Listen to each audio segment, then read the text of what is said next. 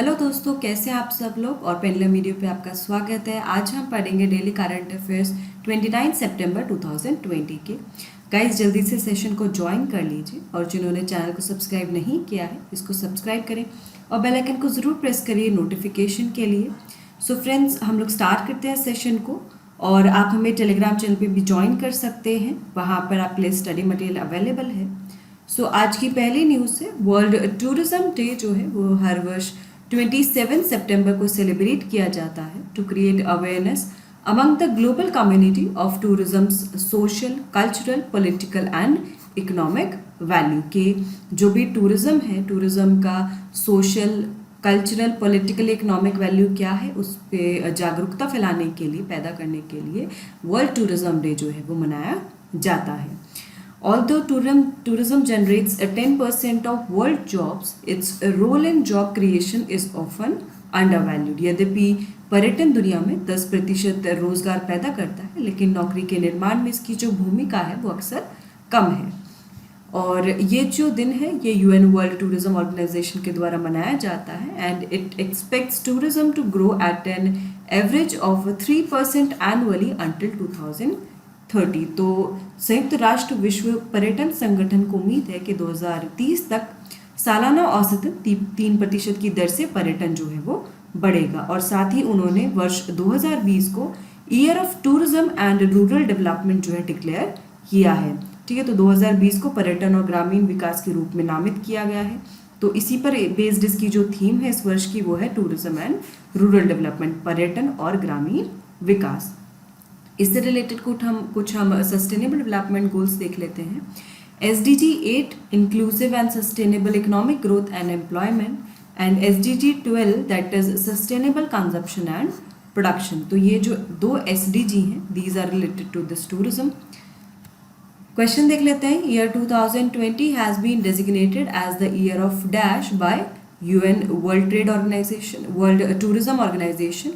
वर्ष 2020 को UNWTO द्वारा डैश के वर्ष के रूप में नामित किया गया है। Tourism and rural development, tourism and covid, tourism and jobs, tourism for all.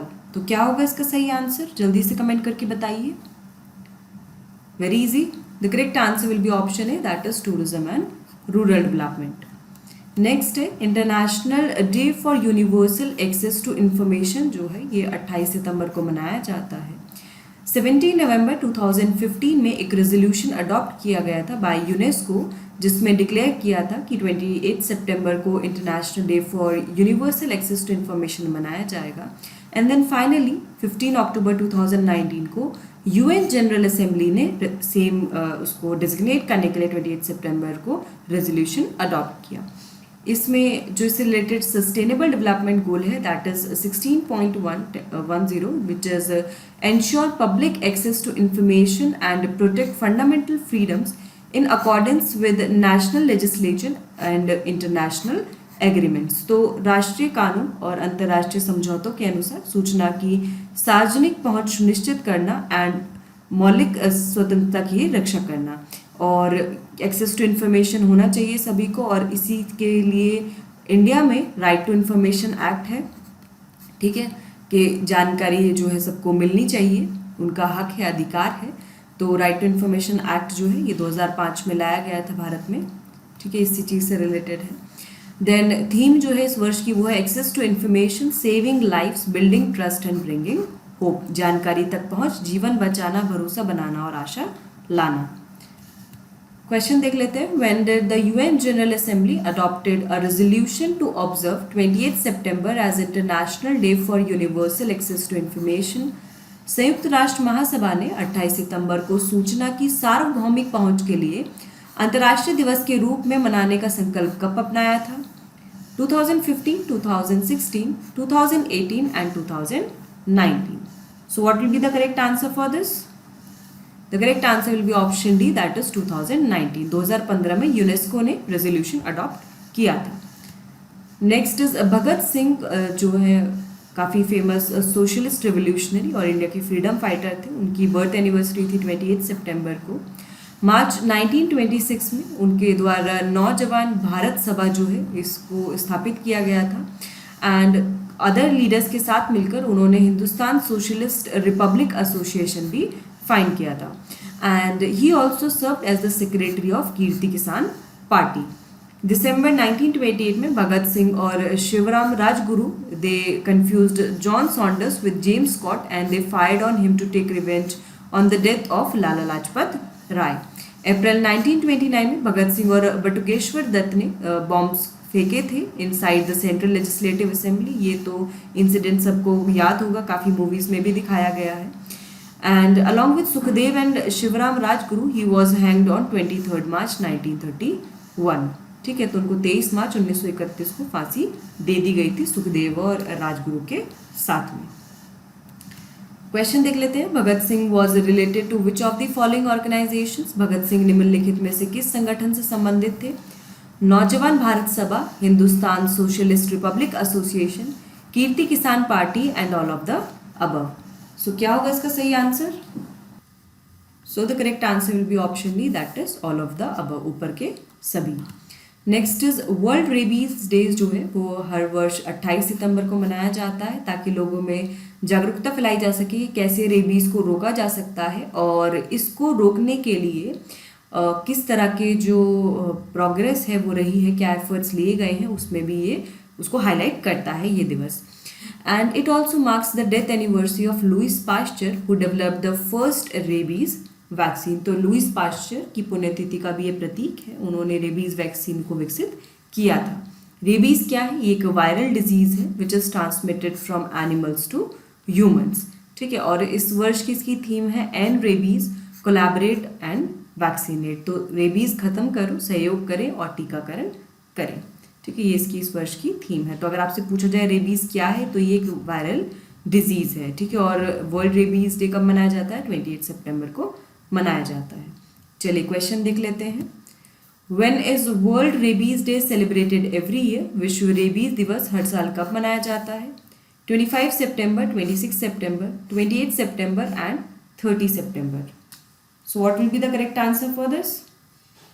इसका सही आंसर होगा ऑप्शन सी, दैट इज 28 सितंबर। Next is virtual bilateral summit was held between PM Modi and Denmark PM which is Mette Frederiksen. उनके बीच में जो है एक वर्चुअल बायलैटरल समिट हुआ। During the summit India and Denmark they signed an MOU in the field of intellectual property cooperation. तो intellectual property cooperation की फील्ड में भारत और डेनमार्क के बीच में एक समझौता ज्ञापन पर हस्ताक्षर किए और डेनमार्क ने जो है इंटरनेशनल सोलर अलायंस को भी ज्वाइन किया ड्यूरिंग दिस समिट।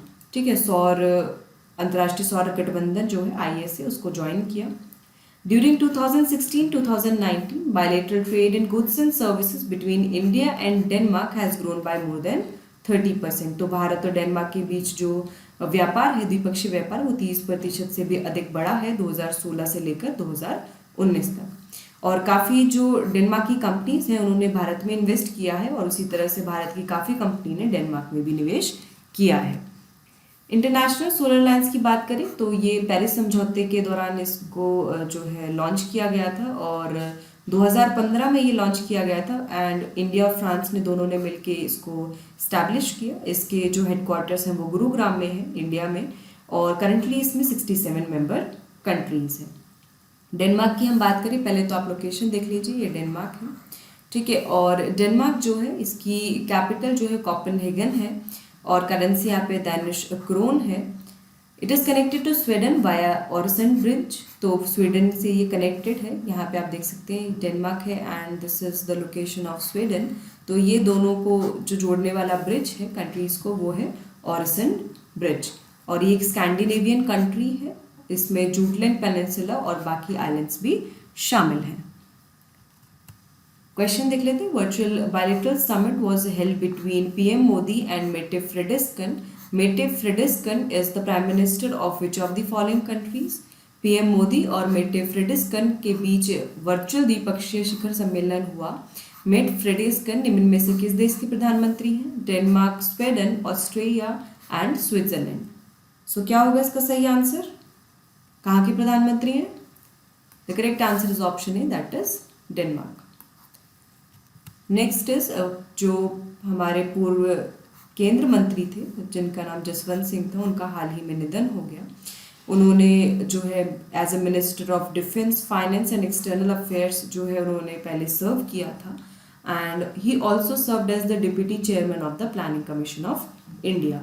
वो लोकसभा में भी इलेक्ट हुए, राज्यसभा में भी इलेक्ट हुए, और उन्होंने काफ़ी टाइम तक लीडर ऑफ ऑपोजिशन की पोस्ट भी हेल्ड की राज्यसभा में, और साथ ही उन्होंने इंडियन आर्मी में भी सर्व किया था।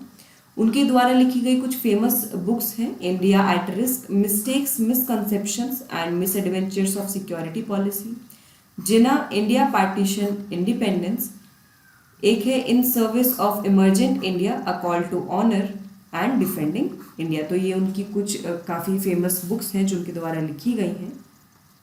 क्वेश्चन देख लेते हैं। Who has written the book titled as Jinnah, India partition, independence, Jinnah भारत विभाजन स्वतंत्रता नामक पुस्तक किसने लिखी है? Jaswant Singh, Pranab Mukherjee, PR Krishna Kumar and Swami Agnivesh. So क्या होगा इसका सही आंसर? The correct answer will be option A, that is Jaswant Singh द्वारा ये किताब लिखी गई है। तो कई बार जो पर्सनालिटी न्यूज़ में होती हैं और उन्होंने कुछ अगर फेमस बुक्स लिखी होती हैं तो इस तरह से प्रश्न वहाँ से पूछ लिया जा सकता है।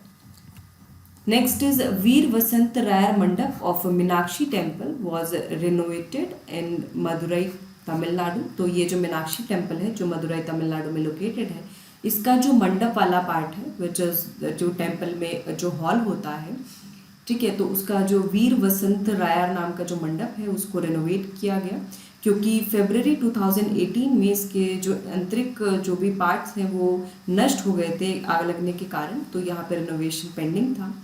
और as a part of renovation 16 pillars of Mandap are being rebuilt using special black rocks from Kalarampalli hills near Rasipuram. तो इसमें जो है 16 स्तंभों को जो है बनाया जा रहा है, और ये एक पहाड़ी है कामारमपल्ली पहाड़ी, वहाँ की विशेष काले चट्टानों का उपयोग करके बनाया जा रहा है। And this hall was a 4th century old hall.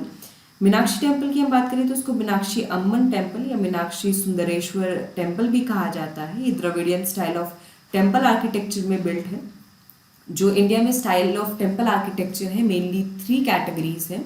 एक तो नगारा स्टाइल है, तो नगर स्टाइल है वो जो है आपका नॉर्थ इंडिया में यूजुअली जो टेम्पल्स हैं वो उस स्टाइल में बिल्ट है। साउथ इंडिया में जो टेम्पल्स बिल्ट हैं that are built in Dravidian style of temple architecture. और एक है मिक्स स्टाइल जो है Vesara style, which is a mix of Dravidian and Nagara style, तो उसको हाइब्रिड स्टाइल भी कहते हैं, जो कि जो सेंट्रल रीजन के जो एरियाज हैं वहाँ पर यूजुअली आपको देखने को मिलेंगे। एंड ये जो मीनाक्षी टेम्पल है, it is dedicated to Meenakshi which is a form of goddess Parvati, and Sundareshwar a form of Shiva. तो ये जो मंदिर है ये मीनाक्षी जो कि पार्वती जी का एक रूप है, और सुंदरेश्वर जो शिव जी का रूप है उनको समर्पित है ये, ठीक है। और जो Dravidian style of temple architecture होता है, इसमें जो एक ज़्यादा यूनिकनेस होती है कि यहाँ पर जो है बाउंड्री वॉल्स होती हैं, और साथ ही हर मंदिर में एक जो है वाटर टैंक होता है, प्रेजेंट होता है, ठीक है, पानी का तालाब होता है। और यहाँ पर यूजुअली साउथ इंडिया में जो मंदिर होते हैं, मंदिर में सिर्फ मंदिर ही नहीं रहते हैं, वहाँ पर उसको as a place of gathering भी देखा जाता है। वहाँ पर इकोनॉमिक एक्टिविटीज़ भी की जाती हैं, जैसे कि वहाँ पे शॉप्स इस्टेब्लिशमेंट्स होते हैं, ठीक है। तो इस तरह का भी वहाँ पर रहता है साउथ इंडियन टेम्पल्स में, Dravidian style of temple architecture में, ठीक है। ये आप देख सकते हैं, ये मीनाक्षी टेम्पल है, ठीक है। और इसमें आपने देखा होगा कि जैसे जो इधर नगारा स्टाइल में जो यूजुअली टेम्पल्स होते हैं, ये जो है सैंक्टम सेंक्टोरम होता है, गर्भगृह, जहाँ पे मेन आइडल होती जो भी होता है वो रखा जाता है, एंड जो उसके ऊपर जो होता है वो शिखर होता है, ठीक है। एंड यूजुअली ये कर्विलीनियर जो होता है, ठीक है, इस टाइप का होता है, ट्रायंगुलर कर्विलीनियर कह सकते हैं हम, ठीक है। और उसके ऊपर फिर आमलक होता है। लेकिन साउथ इंडियन टेम्पल में क्या होता है, एक पिरामिडल स्ट्रक्चर आपको देखने को मिलेगा, ठीक है, एक पिरामिड के जैसा स्टेप लाइक स्ट्रक्चर जो है वो देखने को आपको मंदिरों में मिलेगा, ठीक है। तो ये जो है बेसिक डिफरेंस होता है। क्वेश्चन देख लेते हैं। Recently Meenakshi temple was in news for the renovation of its Veera Vasantha Rayar Mandap. Where is Meenakshi temple located? So हाल ही में मीनाक्षी मंदिर जो है अपना वीरा वसंतरार मंडप के नवीनीकरण के लिए खबरों में था। मीनाक्षी मंदिर कहाँ स्थित है? आंध्र प्रदेश, तमिलनाडु, कर्नाटका एंड केरला। सो क्या होगा इसका सही आंसर?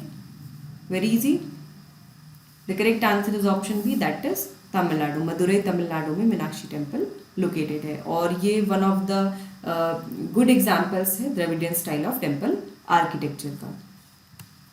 नेक्स्ट है जो फाइनल ग्रैंड स्लैम है 2020 का, which is French Open. It has started in Paris, France and इसमें ओपनिंग मैच में Victoria Azarenka of Belarus won over Danka Kovinic of Montenegro, and in men's singles Alexander Zverev will compete with Denis Novak and Stanislas Wawrinka will clash with Andy Murray, and the tournament will continue till 11th of October। तो ये 28 सितंबर से start होकर ये 11th अक्टूबर तक चलेगा। And जो 2020 का French Open है, it is the 124th edition of French Open और पहले मई में शेड्यूल था लेकिन कोविड-19 की वजह से ये डिले हो गया था, तो अभी ये कंडक्ट किया जा रहा है। और ये जो भी ग्रैंड स्लैम टूर्नामेंट्स होते हैं उसमें से ये फाइनल वन है। इसके अलावा जो है वो US open, Australian open and Wimbledon है। हम यहाँ पे देख लेते हैं कि कब कब यूजुअली किए जाते हैं, कंडक्ट किए जाते हैं और कहाँ खेले जाते हैं। ये इस तरह का क्वेश्चन देखिए आपको स्पोर्ट्स सेक्शन से पूछा जा सकता है। जो ऑस्ट्रेलियन ओपन है ये मिड जनवरी में कंडक्ट किया जाता है यूजुअली एंड ये हार्ड कोर्ट पर खेला जाता है। जो फ्रेंच ओपन है it is conducted on from late May to early June and ये क्ले कोर्ट पर कंडक्ट किया जाता है। Wimbledon is held between June to July on the grass court and US Open जो है वो अगस्त सितंबर में कंडक्ट होता है and it is played on hard court. ठीक है, तो ये कुछ important information related to sports. चलिए क्वेश्चन देख लेते हैं। Final grand slam of 2020 French Open has been started at Stade Roland Garros stadium in Paris, France. The tournament will continue till dash. 2020 के अंतिम ग्रैंड स्लैम फ्रांस के Paris में Stade Roland Garros stadium में French Open शुरू किया गया है। Tournament dash तक जारी रहेगा। 9 अक्टूबर, 10 अक्टूबर, 11 अक्टूबर एंड 13 अक्टूबर। सो क्या होगा इसका correct answer? The correct answer will be option C, that is 11 October. Next is CSIR has launched a national healthcare supply chain portal which is www.arogyapath.in and an app which is called Kisan Sabha on its 79th foundation day. तो CSIR ने अपने 79वें स्थापना दिवस पर एक राष्ट्रीय स्वास्थ्य आपूर्ति श्रृंखला पोर्टल आरोग्यपथ.in और किसान सभा नामक एक ऐप लॉन्च किया है। ये जो पोर्टल है this has been launch to provide information on the requirements of health care essentials. स्वास्थ्य सेवा की आवश्यकताओं को जानकारी प्रदान करने के लिए ये पोर्टल जो है लॉन्च किया गया है। Kisan Sabha will connect farmers to supply chain and freight transportation. तो किसान सभा ऐप किसानों को आपूर्ति श्रृंखला और माल परिवहन से जोड़ेगी। CSIR की बात करें तो ये इंडिया का largest research and development organisation है और एक ये ऑटोनॉमस बॉडी है, स्वायत्त निकाय है। जो प्राइम मिनिस्टर हैं वो CSIR के प्रेसिडेंट हैं। करेक्ट डायरेक्टर जनरल जो है वो शेखर सी मांडे हैं एंड ये जो है 26 सितंबर 1942 को इस्टेब्लिश किया गया था। क्वेश्चन देख लेते हैं। What is the name of app that has been launched by CSIR on its 79th foundation day to connect farmers to supply chain and free transportation. किसानों को श्रृंखला और माल ढुलाई की आपूर्ति से जोड़ने के लिए अपने 79वें स्थापना दिवस पर CSIR द्वारा लॉन्च किए गए ऐप का नाम क्या है? किसान कनेक्ट, किसान सभा, किसान साथी एंड किसान chain. So very easy question. इसका सही आंसर होगा option B, that is Kisan Sabha. Next is 5 amphibians have been added to the list of fauna of Madhya Pradesh. तो जो भारतीय वन जीव संस्थान है देहरादून के शोधकर्ताओं ने पन्ना टाइगर रिजर्व जो कि मध्य प्रदेश में लोकेटेड है उसमें उभयचरों पर एक अध्ययन किया है। अब एम्फीबियंस पर एक स्टडी कंडक्ट की गई है और उसके चलते उन्होंने मध्य प्रदेश के जीवों की सूची में 5 एम्फीबियंस को जोड़ा है।